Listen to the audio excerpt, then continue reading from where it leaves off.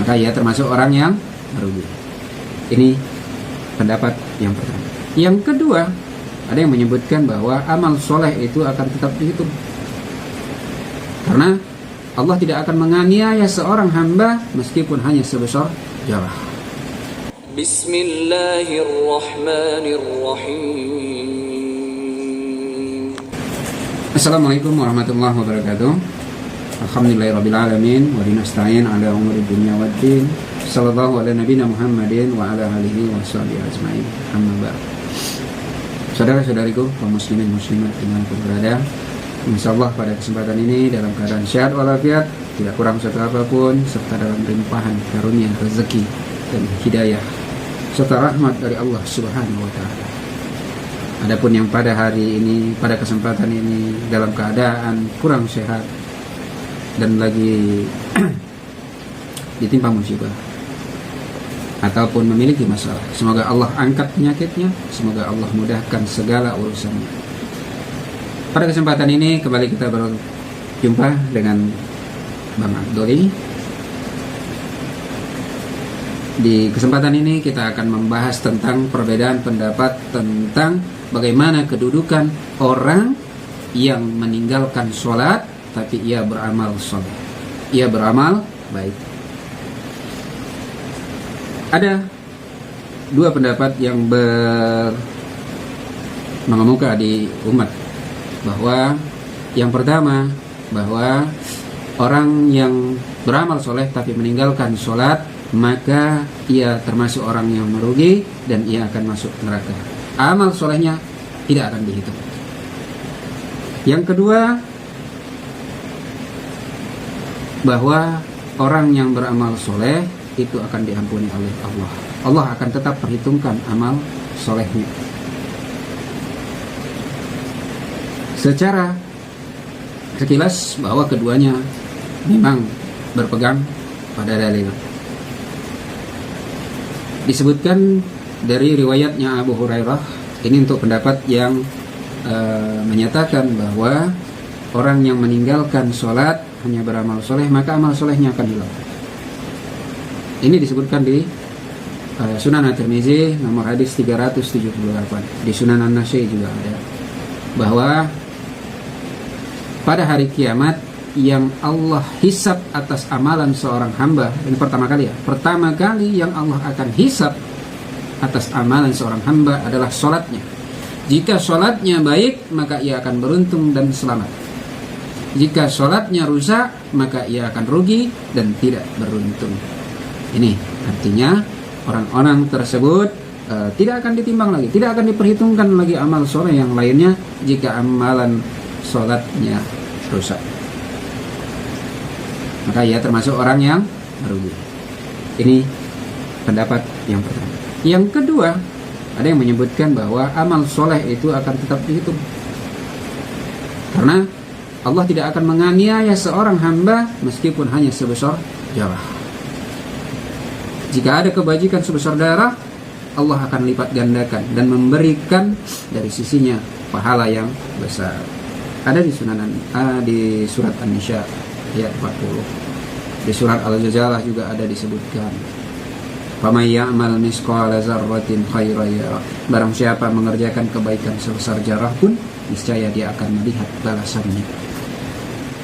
Ada juga hadis yang menyebutkan bahwa seorang wanita tunasosial, pekerja seks dari kaum Yahudi, Allah ampuni karena ia memberi minum seekor anjing yang kehausan. Jadi Allah ampuni. Jadi bagaimana kita melihat hal ini, perbedaan ini? Bagaimana kedudukan mereka? Ini kita lihat dari kita bedah berdasarkan buku Jejak Perjalanan Akhirat dan Syafaat. Bagi yang belum memilikinya, silakan bisa di-download aja di website Hikmah 313 atau kelitik aja di Google buku Jejak Perjalanan Akhirat dan Syafaat. Insyaallah bisa di-download aja langsung. Di Jejak Perjalanan Akhirat bahwa ada 3 pengadilan di akhirat. Yang pertama di padang mahsyar yang berujung pada alam syirat atau jembatan syirat. Yang kedua kantorah, yaitu pada hari penimbangan, yaumul mizan. Baru yang ketiga di telaga Al-Kautsar. Orang-orang yang meninggalkan sholat, yang sholatnya rusak, maka di pengadilan pertama ia sudah kena.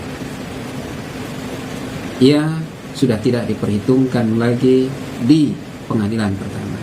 Pengadilan akhirat ini sistemnya sama seperti ketika audisi, ujian. Sistemnya sistem gugur. Jika di pengadilan pertama sudah kalah, maka ia akan masuk neraka. Maka orang-orang yang meninggalkan sholat, maka ia akan masuk neraka. Masuk neraka di bawah pimpinan Firaun. Bisa dilihat di surat Hud ayat 97-98. Mereka akan termasuk bersama-sama orang-orang musyrik, orang-orang kafir yang berjalan berliku di bawah syirat. Jadi orang-orang ini tidak masuk mereka tidak berjalan di atas syirat, melainkan di bawah syirat. Mereka berjalan liku. Sementara orang-orang mukmin itu berjalan di atas syirat. Sedangkan mereka berjalan di bawah kegelapan, di jalan yang licin, penuh rintangan dan penuh siksa. Bekal makanan dan minuman mereka pun sudah termasuk makanan dan minuman dari nanah. Makanannya juga tinatul khabal, yaitu minuman dari muntahan dan darah penduduk neraka. Ini masih di perjalanan menuju neraka. Ini kondisi mereka di akhirat. Jadi amal solehnya itu tidak dihitung, tidak lagi, apalagi ditimbang. Dihitung aja tidak di pengadilan pertama, apalagi ditimbang di yaumil mizan. Jadi nggak ditimbang lagi, dihitung pun tidak, apalagi ditimbang. Bukankah Allah tidak akan menzalim hambanya? Tadi dalil yang disebutkan bahwa itu tetap dihitung dengan mengambil dalil bahwa Allah tidak akan menzalimi hambanya.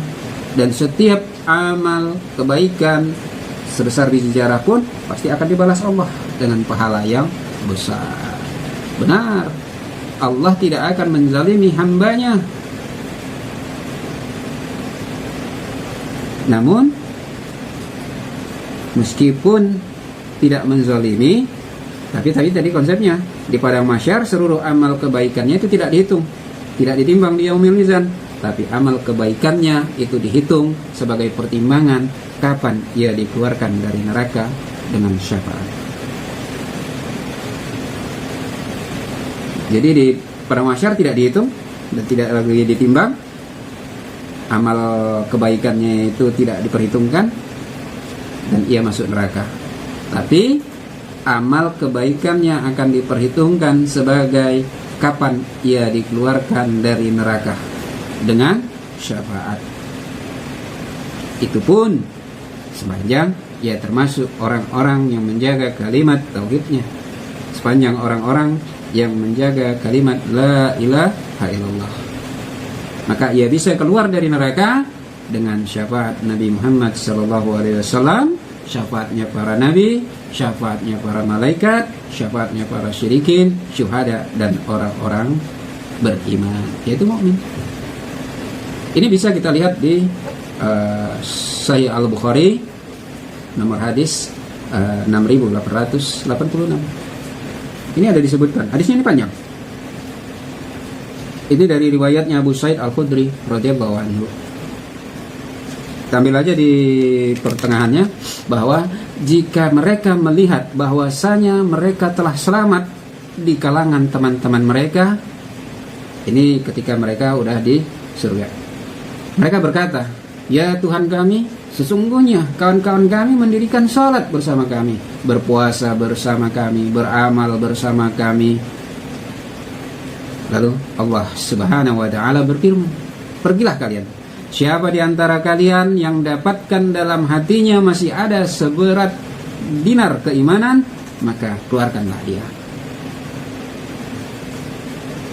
Dan Allah mengharamkan bentuk mereka dalam neraka.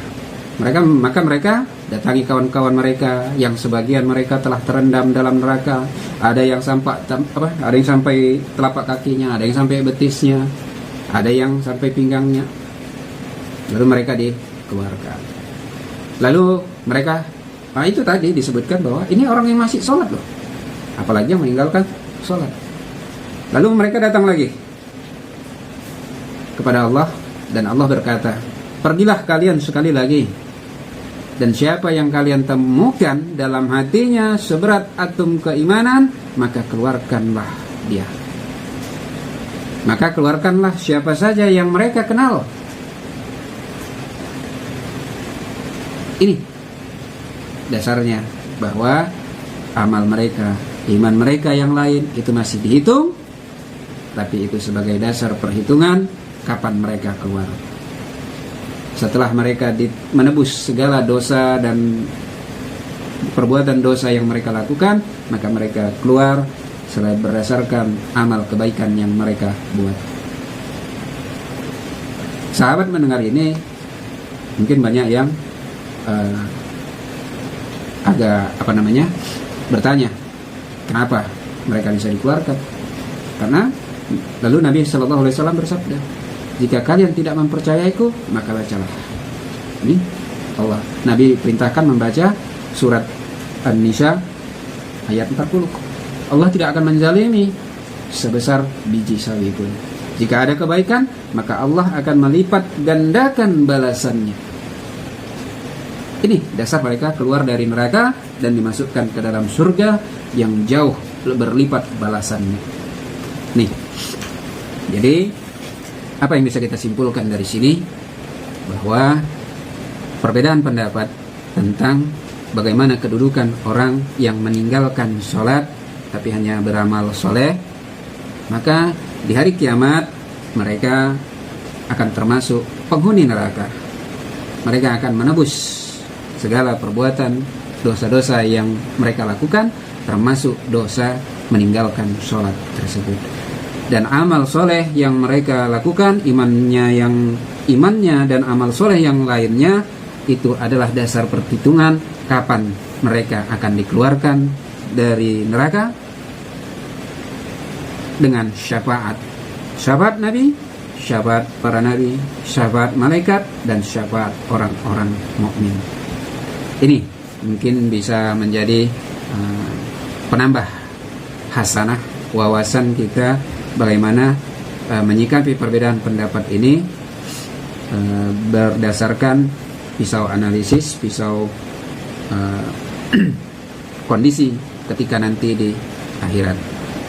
Mudah-mudahan bermanfaat bagi kita. Semoga kita bisa dapat meningkatkan ketakwaan kita kepada Allah, tetap selalu menjaga sholat kita, karena ini amal yang pertama dihitung. Jangan sampai amal ibadah, amal soleh yang lainnya kita banyak, namun karena sholat itu bisa menjadi gugur. Sayang.